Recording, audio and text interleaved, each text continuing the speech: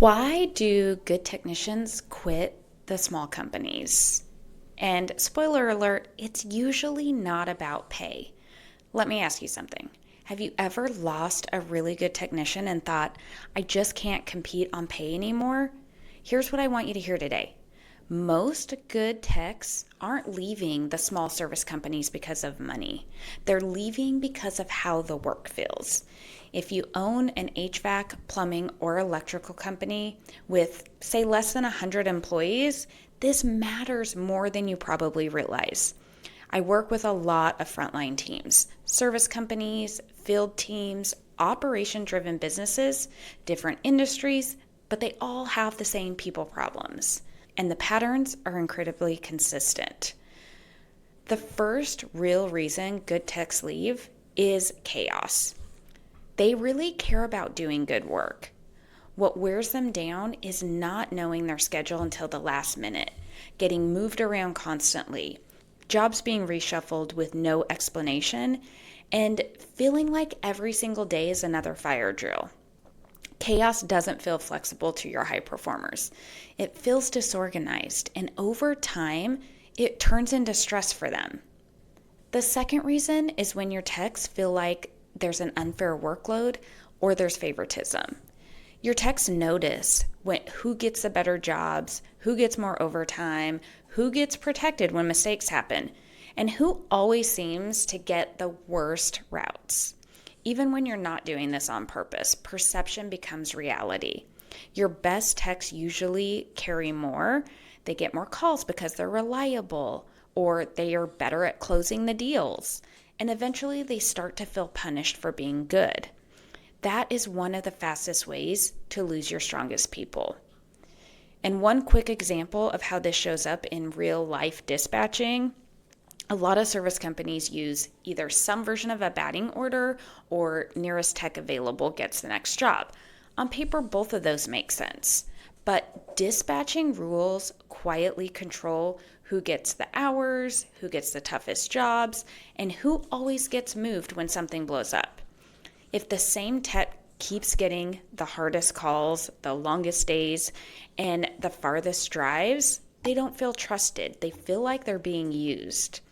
And if other techs keep landing lighter days or better jobs, even by accident, the rest of the team starts to believe that the system isn't fair. I see dispatching create more turnover than most people ever thought or expected. The third reason good techs leave is that supervisors who were never trained to lead are their managers. This is huge. Most supervisors in the smaller service companies were usually promoted because they were really great technicians, not because they were ready to manage people.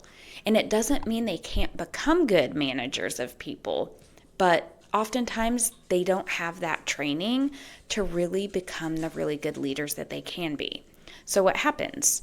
They avoid tough conversations, they don't set clear expectations, they let problems build, and when things finally blow up, they usually handle them pretty emotionally.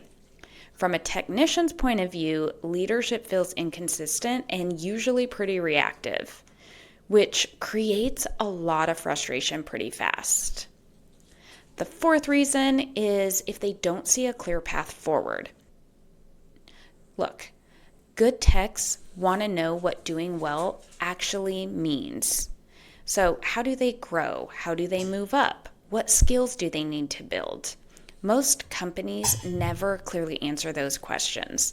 So your techs are left guessing. And when people don't see a future, they start looking for one. The hard truth is when a tech quits, the story is almost always, they offered me more money.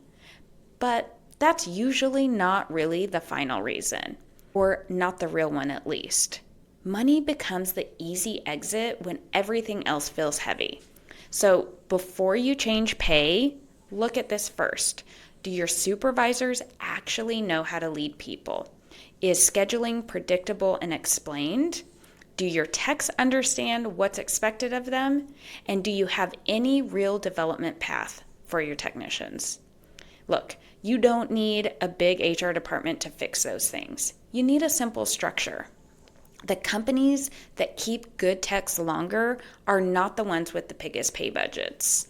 They are the ones that make the work feel organized, fair, clean, and your employees feel supported. If you're constantly hiring and still losing your best people, don't assume that nobody wants to be in the trades or these people are broken or they don't want to work.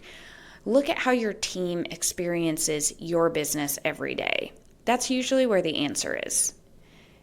And in my next video, I'm going to walk through exactly why your best technicians can easily become your worst supervisors and how do you prevent that before you make your next promotion.